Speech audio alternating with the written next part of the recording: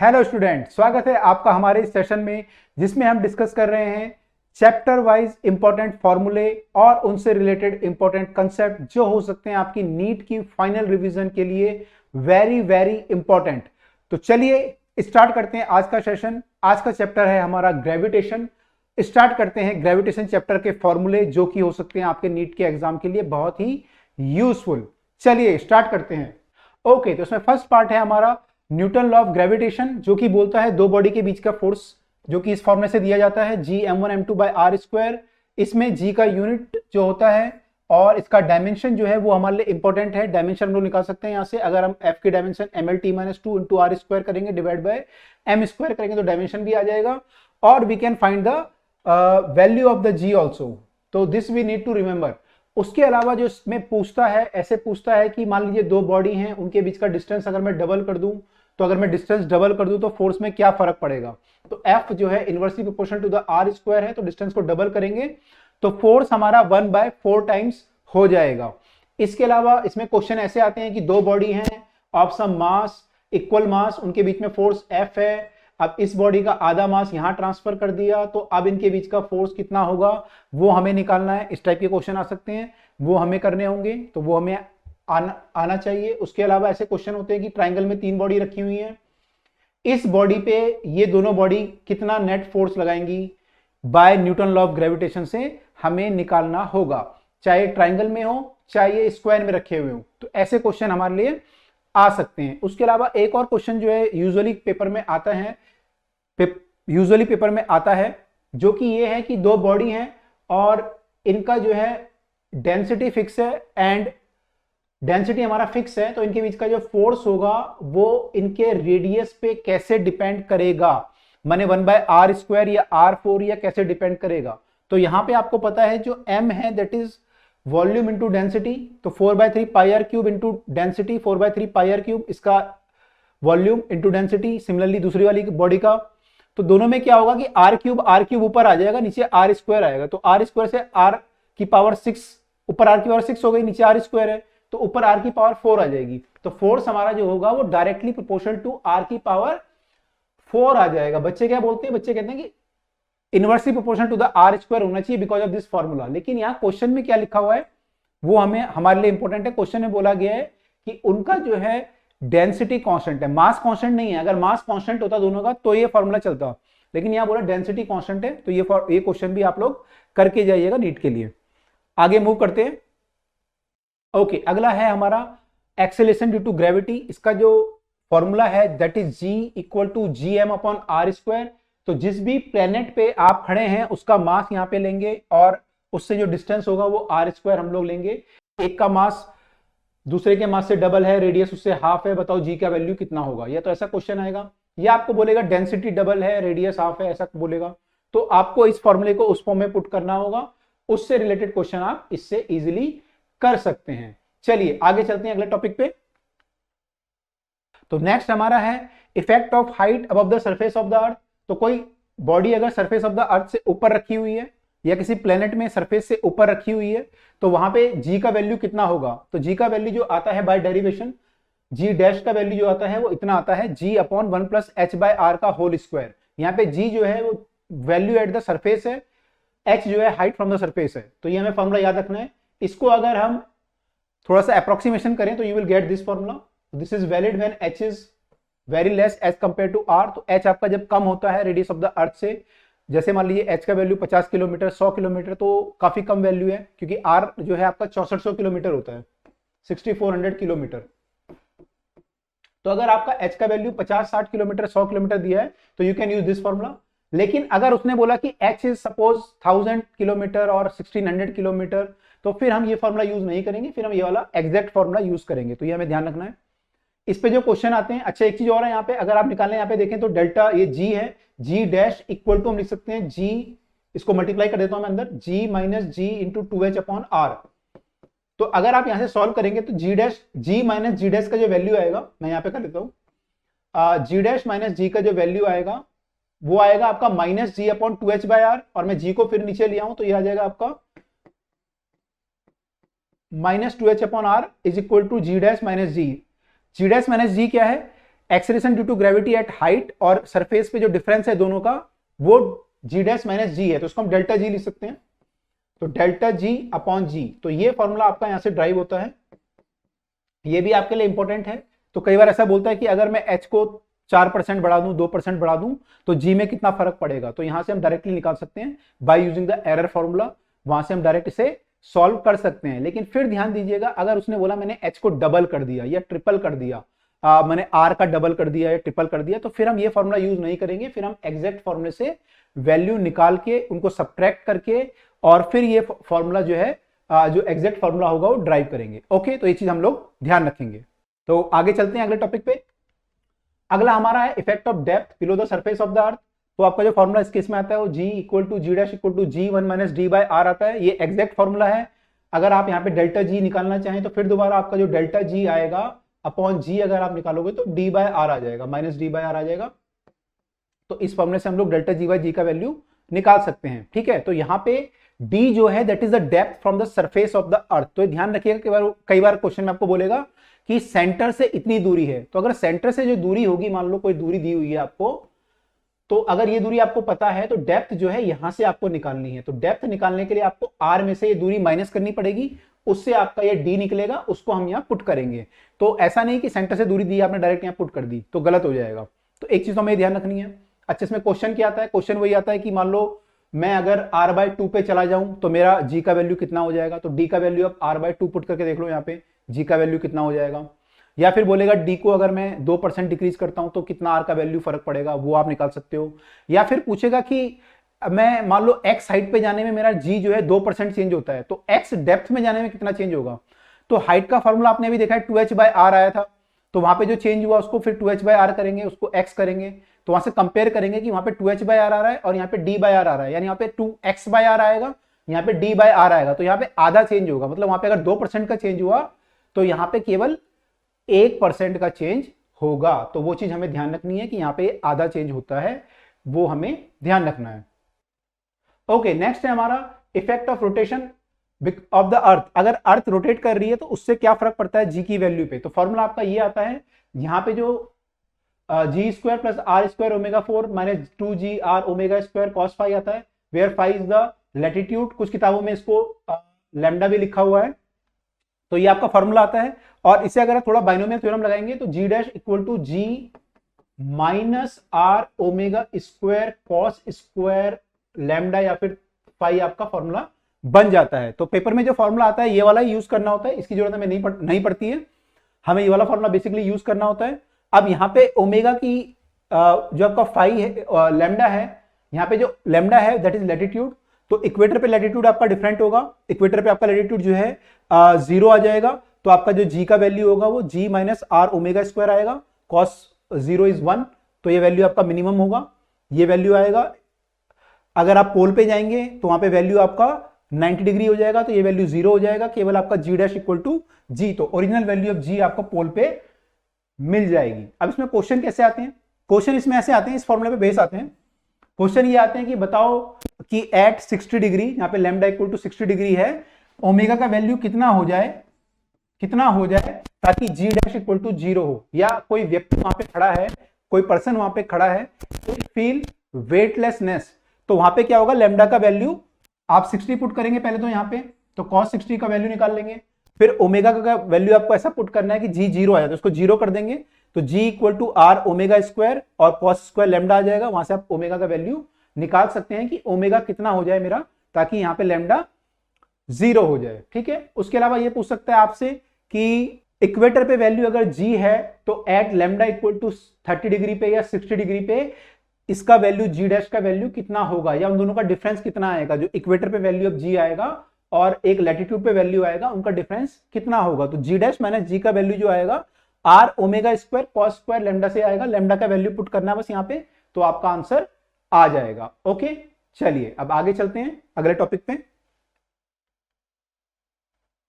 Okay, अगला topic है हमारा वेरिएशन ऑफ जी। तो जी आप देख रहे हैं, अगर आप अर्थ के सेंटर से बाहर आए तो जी आपका लीनियरली वेरी करता है, g is proportional to r, और अगर आप इससे बाहर जाएंगे तो g is inversely proportional to 1 by r square. तो ये आपका रिलेशन है, और ग्राफ इसका ऐसा बनेगा। तो ग्राफ भी कई बार पूछ लेता है कैसा ग्राफ बनेगा, तो ऐसा ग्राफ हमारा बनेगा। इसके अलावा यहाँ पे एक चीज और इंपॉर्टेंट है, यहाँ पे जी प्रोपोर्शनल टू आर है, तो अगर आप आर को r/2 करेंगे तो जी आपका g/2 हो जाएगा। तो जहां पे आपके क्वेश्चन आए थे ना कि डेप्थ में जाने में जी का वैल्यू कितना चेंज होगा, तो डायरेक्टली आप यहां से कर सकते हैं, क्योंकि लीनियर वेरिएशन है, तो लीनियर जो फॉर्मूले होते हैं उनसे हम जी का वैल्यू निकाल सकते हैं। ओके, चलिए आगे चलते हैं। नेक्स्ट हमारा है इंटेंसिटी ऑफ ग्रेविटेशन फील्ड। तो इंटेंसिटी ऑफ ग्रेविटेशन फील्ड को जब डिफाइन करते हैं, equal to force per unit mass, force per unit mass. जैसे फोर्स पर यूनिट चार्ज होता है, ऐसी फोर्स पर यूनिट मास यहां पे निकालते हैं, वो आपका इंटेंसिटी होता है ग्रेविटेशन फील्ड। जी के बराबर इसकी वैल्यू आती है, और ग्राफ भी इसका जी की तरह ही बनता है, जी की तरह ही बनता है। ओके, ये इसका ग्राफ है, ये बिकॉज ऑफ स्फेरिकल शेल है। अगर आप कोई शेल लेंगे तो इसके अंदर जी का वैल्यू 0 होगा, और बाहर जो जी का वैल्यू होगा वो 1/r² से वेरी करेगा।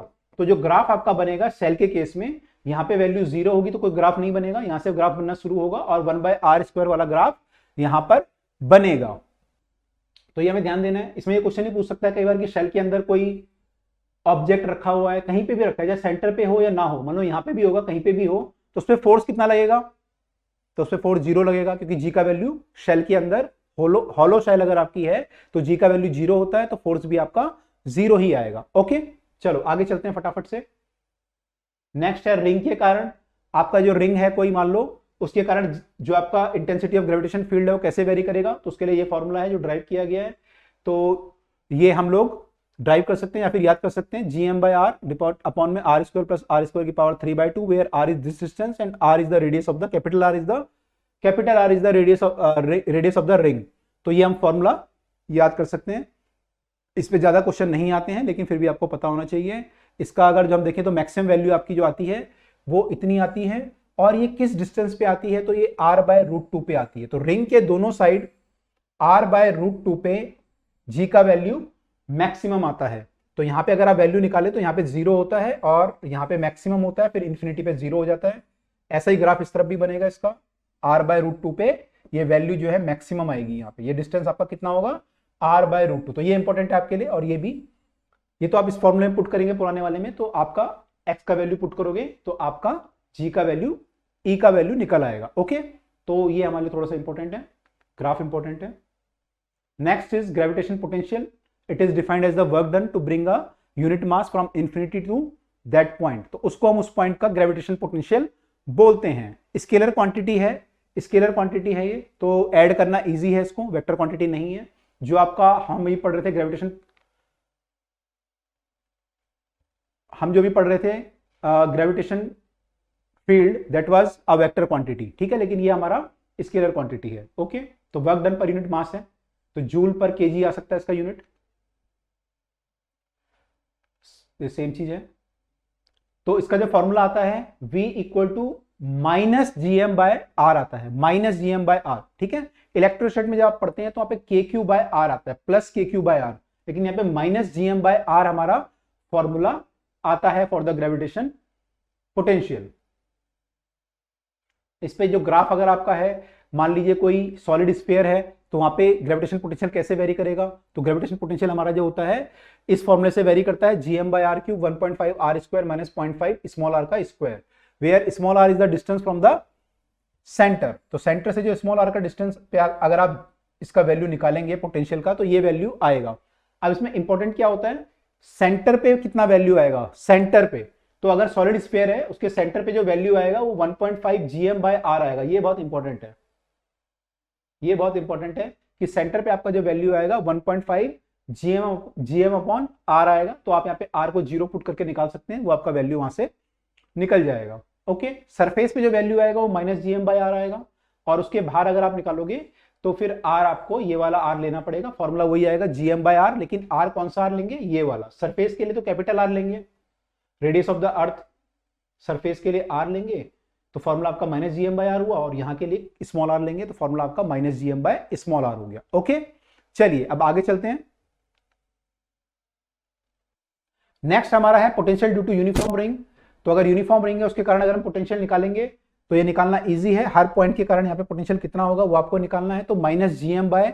अब r जो है हर रिंग के हर पार्ट के लिए बराबर होगा डिस्टेंस, ये जो डिस्टेंस होगा that will be equal to ये एक्चुअली यहाँ पे ये जो है ये हाइपोटेनियस है, तो R square plus are square मैं करूं तो ये डिस्टेंस आ जाएगा, तो डिस्टेंस हमारा होगा रूट ऑफ आर स्क्वायर जो कि रिंग का रेडियस है अपॉन प्लस स्मॉल आर का स्क्वायर।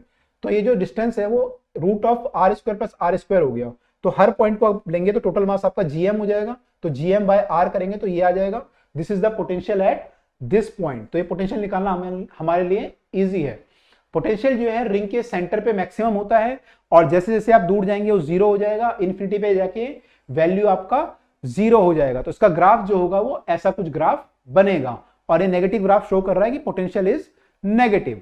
ठीक है, तो ये बहुत इंपॉर्टेंट नहीं है लेकिन फिर भी आपको पता होना चाहिए, इजी है। नेक्स्ट हमारा है पोटेंशियल इलेक्ट्रिक फील्ड अगर हमें निकालना है तो इलेक्ट्रिक फील्ड अगर हमें पोटेंशियल पता है तो हम कैसे निकाल सकते हैं। तो ई और वी में क्या रिलेशन है, तो ई और वी में ये रिलेशन है, this is valid for your electric field also. अगर इलेक्ट्रिक पोटेंशियल हम निकालें तो वहां पे ये वैलिड है। ये फॉर्मूला हम कब लगाते हैं, जब आपका मान लो इलेक्ट्रिक फील्ड कुछ ऐसा दिया हो कि that is the function of X Y Z. मान लो आपका electric field is somewhere something like इस टाइप का आपको अगर फील्ड दिया हो इलेक्ट्रिक फील्ड, सॉरी इस टाइप का आपका अगर पोटेंशियल दिया हो तो आप इलेक्ट्रिक फील्ड निकालने के लिए इसको डिफरेंशिएट कर सकते हैं। पहले विद रिस्पेक्ट टू एक्स करेंगे तो पार्शियल डिफरेंशिएशन होगा, एक्स को हम वेरिएबल मानेंगे बाकी सब कांस्टेंट, डिफरेंशिएट करेंगे आई कैप से मल्टीप्लाई करेंगे, फिर हम वाई के रिस्पेक्ट में डिफरेंशिएट करेंगे जे से मल्टीप्लाई, सिमिलरली जेड के साथ करेंगे के से मल्टीप्लाई, माइनस साइन बाहर लगाएंगे तो हमारा इलेक्ट्रिक फील्ड आ जाएगा। दोनों केस में वैलिड है। ठीक है, अगर मान लीजिए केवल ये हमारा एक्स पे डिपेंडेंट है फंक्शन तो we can differentiate only with respect to x, तो हमारा E equal to minus d u by d x आ जाएगा। ओके, तो this is valid when it is on along the x direction. तो ये relation है हमारा इलेक्ट्रिक फील्ड और पोटेंशियल के बीच में। ओके, चलिए आगे चलते हैं। ओके, अगला टॉपिक हमारा है ग्रेविटेशन पोटेंशियल एनर्जी।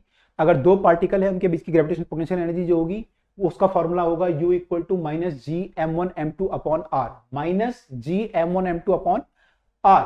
इसमें क्वेश्चन कैसे आते हैं, क्वेश्चन ऐसे आते हैं कि दो पार्टिकल हैं उनके बीच का दूरी आपको दे देंगे, फिर आपको बोलेंगे डिस्टेंस को डबल करना है, बताओ कितना वर्क करना पड़ेगा। तो हम क्या करेंगे कि पहले हम जब ये पार्टिकल पास पास थे तो इनका U निकाल लेंगे minus G M one M two by R, फिर जब ये दूर चले गए तो फिर दोबारा इनका R2 हो जाएगा डिस्टेंस मान लो, तो फिर दोबारा पोटेंशियल एनर्जी निकाल लेंगे।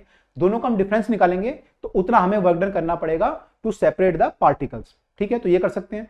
उसके अलावा ये क्वेश्चन पूछता है कई बार कि ये ट्राइंगल में रखे हुए मान लो और इनको हमें इन्फिनिटी पे लेके जाना है, तो इनका पहले हम ग्रेविटेशन पोटेंशियल एनर्जी निकाल लेंगे, इन दोनों का निकालेंगे, फिर इन दोनों का निकालेंगे आपस में, फिर इन दोनों का, तीन पेयर बनेंगे यहाँ पे। तो यहाँ पे पेयर भी इंपॉर्टेंट है, कितने पेयर बनेंगे, तो यहाँ पे तीन पेयर बनेंगे। अगर ये स्क्वायर में होगा तो फिर कितने पेयर बनेंगे, कितने पेयर बनते हैं यहाँ पे, 6 पेयर बनते हैं। ओके, 4 पेयर तो ये बनेंगे और बाकी 2 पेयर ये बनेंगे, तो 6 पेयर बनेंगे। तो हम टोटल सारे पेयर की एनर्जी निकाल लेंगे because using this formula. R आपको देखना पड़ेगा, आर डिस्टेंस यहाँ पे तो सेम होगा, यहाँ पे आपको आर जो है इनका सेम होगा, मान लो स्क्वायर में है लेकिन ये डिफरेंट होगा, तो सबका आपको ऐड करना पड़ेगा सारे पार्टिकल्स का। तो आपकी पोटेंशियल एनर्जी आ गई। फिर उसने बोला कि इसको ब्रेक करना है, इनको इन्फिनिटी पे ले जाना है, तो इन्फिनिटी पे हमारी पोटेंशियल एनर्जी का formula U equal to zero होता है, क्योंकि R इक्वल टू इन्फाइनाइट होगा तो U इक्वल टू जीरो हो जाएगा। तो final potential energy zero, initial आपने निकाल ली, तो दोनों का जो डिफरेंस होगा that is the work done in this case. तो ऐसा क्वेश्चन आ सकता है। उसके अलावा ये क्वेश्चन आ सकता है कि दो पार्टिकल दूर दूर हैं और वो एक दूसरे की तरफ आने लगे, तो जब वो कुछ डिस्टेंस पे पहुंचेंगे तो बताओ इनकी वेलोसिटी कितनी होगी, है ना, इनकी वेलोसिटी कितनी होगी। तो यहाँ पे हम क्या करेंगे, कंजर्वेशन ऑफ एनर्जी लगाएंगे। तो इनिशियली हम लोग देखेंगे कि इनकी पोटेंशियल एनर्जी कितनी है, minus G M one M two by R, R आपको दिया होगा, और kinetic energy will be zero, शुरू में जीरो होगा, दोनों रेस्ट में थे। अब यहाँ पे जब ये पहुंचे तो इनकी पोटेंशियल एनर्जी निकाल लेंगे, minus G M one M two by R two, और काइनेटिक एनर्जी निकालेंगे। तो उनको यूज करके हम लोग कंजर्वेशन ऑफ एनर्जी लगाएंगे। Initial potential energy plus initial kinetic energy तो जीरो ही है, equal to final potential energy plus final kinetic energy. तो उसको हम इक्वेट करेंगे, वहां से हम इसकी काइनेटिक एनर्जी निकाल सकते हैं। उसके अलावा यहाँ पे एक और फॉर्मूला लगता है कि दोनों बॉडी जब एक दूसरे की तरफ आ रही हैं तो इंटरनल फोर्स के कारण आ रही हैं, तो हम कंजर्वेशन ऑफ मोमेंटम भी लगाते हैं। ये जो क्लास है एक्चुअली उन बच्चों के लिए है जो केवल फाइनल रिवीजन कर रहे हैं, ये चीज ध्यान रखिएगा, ये उनके लिए नहीं है जो बच्चे भी पढ़ रहे हैं। तो मैं बहुत ब्रीफ में चीजें बता रहा हूं। ओके, तो यहाँ कंजर्वेशन ऑफ मोमेंटम भी लगेगा, तो वहां से आपकी इक्वेशन बनेगी। तो हम इस फॉर्मूले का यूज करके पोटेंशियल एनर्जी किसी भी केस में निकाल सकते हैं। उसके अलावा और क्या क्वेश्चन आते हैं कि अर्थ के सरफेस पे कोई पार्टिकल रखा हुआ है, इसको उठा के अगर मैं ऊपर ले जाऊं तो कितना वर्क करना पड़ेगा। तो पहले मैं यहाँ पे पोटेंशियल एनर्जी निकालूंगा इसकी सेम फॉर्मूले से, minus G m1 m2 by R. R क्या होगा यहाँ पे, अर्थ के सेंटर से इसकी दूरी यानी रेडियस ऑफ द अर्थ। और जब ये ऊपर चला जाएगा तो आर क्या होगा, R will be R plus H. तो दोनों केस में मुझे आर पता है तो मैं दोनों केस में यू निकाल लूंगा, दोनों का difference is equal to the work done. उसके अलावा ये क्वेश्चन भी आता है कि कोई ऑब्जेक्ट यहां पे रखा हुआ है, अर्थ से 3r की दूरी पे, उसको 5r की दूरी पे ले गए तो कितना वर्क करना पड़ेगा। तो यहाँ पे आपकी जो दूरी है वो 5r हो गई तो कितना वर्क करना पड़ेगा। तो इस केस में मैं क्या करूंगा, दोनों पोटेंशियल एनर्जी निकालूंगा, उनका डिफरेंस निकालूंगा, वहां से मेरा वर्क डन आ जाएगा। ओके, ये चीज ध्यान रखिएगा। ये क्वेश्चन मैंने पूछा कि 3r की दूरी पे रखा था, 3r की दूरी पे कोई ऑब्जेक्ट था और 5r पे ले गया, कितना वर्क करना पड़ा। अगर वो बोले कोई सैटेलाइट आपका 3r पे रिवॉल्व कर रहा है और उसकी रेडियस आपने 5r करनी है तो कितना वर्क करना पड़ेगा, तो वो क्वेश्चन डिफरेंट है। क्योंकि यहाँ पे क्या है, यहाँ पे हम केवल पोटेंशियल एनर्जी की बात कर रहे हैं, यहाँ पे काइनेटिक एनर्जी नहीं है, पार्टिकल रेस्ट में है। लेकिन जब सैटेलाइट का केस आएगा तो वहाँ पे काइनेटिक एनर्जी भी आ जाएगी। तो जब सैटेलाइट यहाँ से यहाँ जाएगा तो उसकी पोटेंशियल एनर्जी भी चेंज होगी, काइनेटिक एनर्जी भी चेंज होगी। तो वहां पे हम जो डिफरेंस ऑफ द एनर्जी निकालेंगे वो टोटल एनर्जी का डिफरेंस निकालेंगे। यहाँ पे हमने जो डिफरेंस निकाला केवल पोटेंशियल एनर्जी का निकाला है ना, वहां पे हम टोटल डिस्टेंस टोटल एनर्जी का डिफरेंस निकालेंगे। ओके, तो ये सब क्वेश्चन यहाँ पे बन सकते हैं, राइट। तो आगे चलते हैं। आगे हमारी है बाइंडिंग एनर्जी। बाइंडिंग एनर्जी जो होती है हमारी potential energy plus kinetic energy का सम। तो दो पार्टिकल अगर आपके हैं उनकी पोटेंशियल एनर्जी कितनी है टोटल और काइनेटिक एनर्जी कितनी है, उसका सम जो होता है बाइंडिंग एनर्जी होता है। ये अगर आपका नेगेटिव है तो सिस्टम इज स्टेबल, पॉजिटिव है तो सिस्टम इज अनस्टेबल, तो उसको हम बाइंडिंग एनर्जी बोलते हैं। तो ये सिस्टम क्लोज सिस्टम के लिए या स्टेबल सिस्टम के लिए नेगेटिव होती है, ठीक है। तो कोई स्टार अगर मूव कर रहे हैं एक दूसरे के साथ तो उनकी एनर्जी, बाइंडिंग एनर्जी क्या होगी, हमेशा नेगेटिव। ये आपका न्यूक्लियर फिजिक्स में भी काम करेगा, same formula. Okay, same concept वहां पे भी काम करेगा। नेक्स्ट हमारा है एस्केप वेलोसिटी। ओके, तो ये जो हमारा होता है v equal to 2g by R, that is 2gm by R. m यहाँ पे जो प्लेनेट का मास है, तो एस्केप वेलोसिटी जो होता है 2gm बाय आर आता है। r is this distance. अगर मान लो आपने यहां से फेंका तो r आएगा, अगर आपने कहीं और दूर से फेंका तो डिस्टेंस हमारा चेंज हो जाएगा। ओके, तो यहाँ पे हम वैल्यू निकालेंगे, तो एक अलग केस होगा। अच्छा, यहाँ पे जो है जो प्रोजेक्टाइल आप फेंक रहे हैं उसके मास पे एस्केप वेलोसिटी डिपेंड नहीं करता है। आप देख रहे हैं यहाँ पे जो मास आ रहा है प्लेनेट का मास आ रहा है, तो ये हमें ध्यान रखना है प्लेनेट के मास पे डिपेंड करता है। जी तो कांस्टेंट होता है, आर जो है आपका डिस्टेंस है वो आपका वेरी कर सकता है, तो उस पर डिपेंड करेगा। इसमें क्वेश्चन कैसे आते हैं, एस्केप वेलोसिटी जो है √2g_r है या फिर 2gm/r है। अब आपको बोलेगा दो प्लेनेट हैं, एक का मास डबल है, रेडियस हाफ है, तो बताओ एस्केप वेलोसिटी कितनी होगी, ऐसा बोल सकता है। या डेंसिटी डबल है, रेडियस हाफ है, मास डबल है, डेंसिटी हाफ है, कुछ भी ऐसा क्वेश्चन बना सकता है। तो सब जो है यहां से आप निकाल सकते हो, तो ये हमें पता होना चाहिए। उसके अलावा और क्या क्वेश्चन बनते हैं कि सरफेस से आपकी एस्केप वेलोसिटी इतनी है, बताओ इस हाइट से कितनी होगी। तो यहाँ पे जो है आपका जो वैल्यू आएगा आर का, वो आपका 2gm/r आ जाएगा, तो वो वैल्यू हम ले लेंगे, तो वहां से हमारी एस्केप वेलोसिटी आ जाएगी, तो वो हम कर सकते हैं। उसके अलावा ये क्वेश्चन हो सकता है कि अगर आपने मान लो उसको किसी पार्टिकल को एस्केप वेलोसिटी से फेंका तो इन्फिनिटी पे वेलोसिटी कितनी होती है, तो आपको पता है इन्फिनिटी वेलोसिटी 0 होती है, 0 होती है। लेकिन अगर मान लो मैंने उसे 2v से फेंका तो ये वेलोसिटी हमारी कितनी होगी, कितनी होगी, तो ये हम कंजर्वेशन ऑफ एनर्जी से निकालते हैं। यहाँ पे हम total kinetic energy plus potential energy लेते हैं, और यहाँ पे हमारी जो एनर्जी होती है वो काइनेटिक बचती है, उसको इक्वेट करते हैं, तो यहाँ पे हमारी वेलोसिटी निकल जाती है कि यहाँ पे वेलोसिटी कितनी होगी। ये क्वेश्चन आ सकता है। या रिवर्स क्वेश्चन आता है कि कोई पार्टिकल यहाँ पे है, उसकी स्पीड मान लो 4ve है, जब वो यहाँ पहुंचेगा सरफेस पे, अर्थ की तरफ को आ रहा है वो, जब अर्थ की तरफ को, अर्थ पे पहुंचेगा सरफेस पे, तो उसकी वेलोसिटी कितनी होगी, तो ये क्वेश्चन भी आ सकता है। Okay, this are the question based on the escape velocity concept. Okay, तो नेक्स्ट टॉपिक हमारा जो है इसमें वो है ऑर्बिटल वेलोसिटी। ऑर्बिटल वेलोसिटी जो होती है gm/r होती है, जिस वेलोसिटी से कोई सैटेलाइट मूव करता है अर्थ के चारों तरफ, दैट इज gm/r। तो यहाँ पे आप देखेंगे तो एस्केप वेलोसिटी आपकी 2gm/r थी, ऑर्बिटल वेलोसिटी ये आ रही है, तो इनमें जो रिलेशन आएगा वो ये आएगा, escape velocity equal to √2 times of the orbital velocity. तो ये हमारा रिलेशन है। फिर दोबारा वही क्वेश्चन आ सकता है कि कोई प्लैनेट, कोई सैटेलाइट है, वो मान लो r डिस्टेंस पे घूम रहा है, उसकी वेलोसिटी v_o है, अगर आपने डिस्टेंस उसका 4r कर दिया तो वेलोसिटी कितनी हो जाएगी, तो यहाँ पे हम चेक कर सकते हैं, r को 4r करूंगा तो वेलोसिटी हाफ हो जाएगी, तो ये हम कर सकते हैं। सैटेलाइट के मास पे डिपेंड नहीं कर रहा है, ये हम देख सकते हैं यहाँ पे। तो इस टाइप के क्वेश्चन हम लोग कर सकते हैं। ओके, चलिए आगे चलते हैं अगले टॉपिक पे फटाफट से। अगला है आपका टाइम पीरियड ऑफ रेवोल्यूशन। तो टाइम पीरियड अगर आप निकालोगे तो time period is 2πr upon velocity. Velocity आप निकाल चुके हो, ऑर्बिटल वेलोसिटी निकाल चुके हो ऑलरेडी, तो वहां से आपका फॉर्मूला ये बन जाएगा। तो यहाँ पे टी आपका जो है T square proportional to r cube आ जाएगा इनफैक्ट। तो यहाँ पे क्वेश्चन ये बन सकता है कि किसी पार्टिकल, कोई सैटेलाइट है, उसका डिस्टेंस अगर आपने डबल कर दिया तो बताओ उसका टाइम पीरियड कितने टाइम्स हो जाएगा। ऐसा क्वेश्चन, या आपने डिस्टेंस 9 टाइम्स कर दिया, 10 टाइम्स कर दिया तो क्या होगा, ये क्वेश्चन हो सकता है। या मैंने आर को मान लो 5% बढ़ाया तो टाइम पीरियड कितना परसेंट बढ़ेगा। तो हम एरर फॉर्मूला यूज कर लेंगे, हम लिख देंगे 2 delta T by T equal to 3 delta R by R. तो या तो हम एरर फॉर्मूला यूज करेंगे अगर कम परसेंटेज में चेंज हुआ है, और अगर उसने बोला डबल ट्रिपल कर दिया तो फिर हम इस फॉर्मूले को यूज कर लेंगे। तो इसको यूज करके हम लोग अपना टाइम पीरियड निकाल सकते हैं। ठीक है, अब यहाँ पे लिखा है कि अगर सैटेलाइट बहुत क्लोज है सरफेस ऑफ द अर्थ के तो उसका टाइम पीरियड जो होता है अप्रोक्सीमेटली 84.6 मिनट होता है। अगर वो बिल्कुल सरफेस के पास ही रिवॉल्व कर रहा है तो इतना टाइम पीरियड आता है आपका।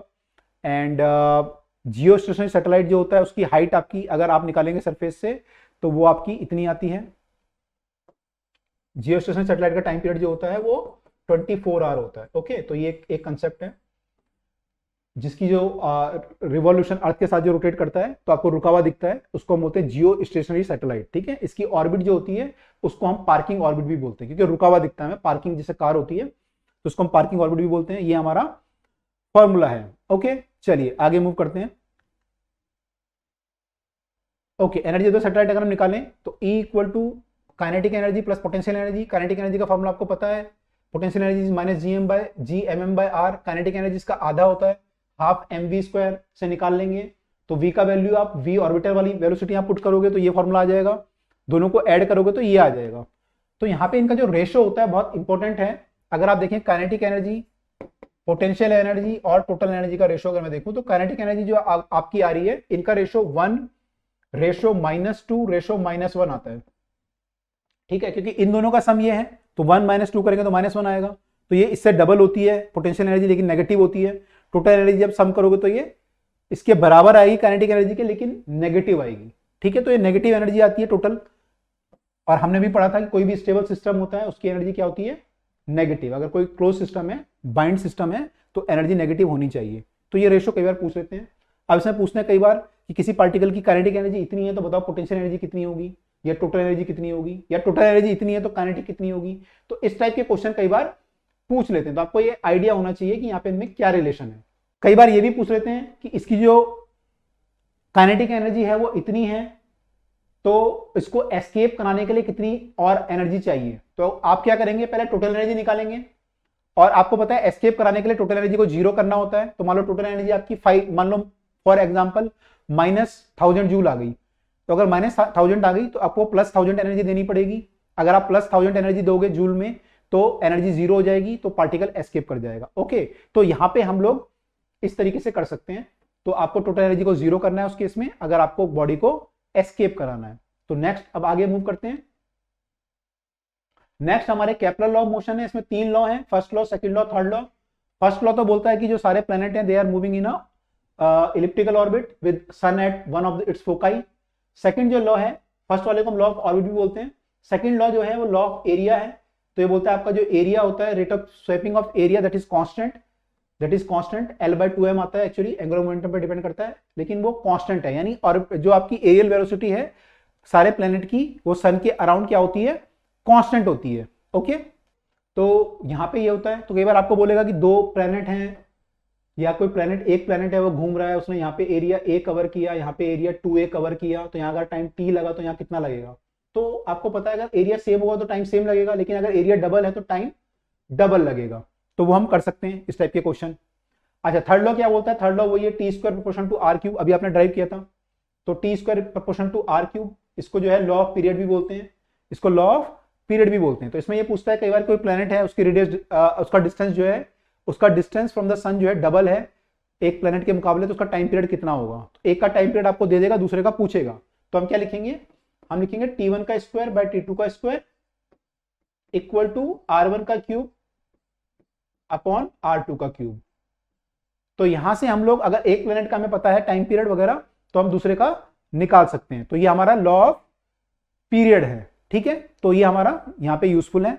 और इसमें वही है कि अगर आपने रेडियस को 5% बढ़ाया तो टाइम पीरियड कितना होगा, अभी आपने देखा था, तो एरर का फॉर्मूला यूज कर लेंगे, तो उसको हम यूज कर सकते हैं इसमें। ओके, उसके अलावा ये जो फॉर्मूला ड्राइव हुआ है, it is drive from the gravitation law, है ना। आपका टी जो है दैट इज 2πr/v, और v आपका जो आया है वो आया है आपका फोर्स को इक्वेट करके mv²/r से।